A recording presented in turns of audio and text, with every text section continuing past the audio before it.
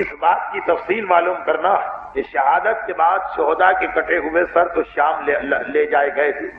اس میں سے کتنے کٹے ہوئے سر واپس آئے اور یہ سر پھر کہاں دفن ہوئے ہیں؟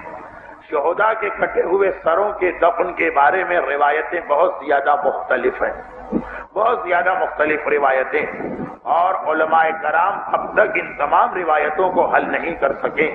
لیکن مختصراً جو بیان کیا جاتا ہے وہ یہ کہ جب یہ کٹے ہوئے سر شہداء شام پہنچے اور اس کے بعد خاندان اہل بیت کو رہائی ملی، تو جن چیزوں کو خاندان اہل بیت نے واپس مانگا تھا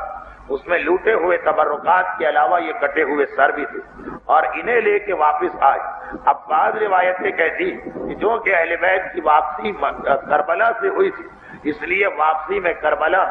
ان سروں کو اسی ترتیب کے مطابق کہ باقی شہداء کے سر گنج شہیدہ میں اور امام مظلوم کا سر ان کی زری میں دفن کیا گیا۔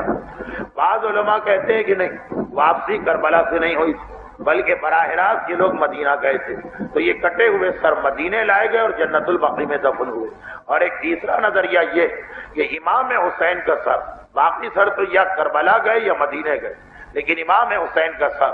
اسی دوران جب اہل بیت دمشق میں قید تھے، یزید کے محل میں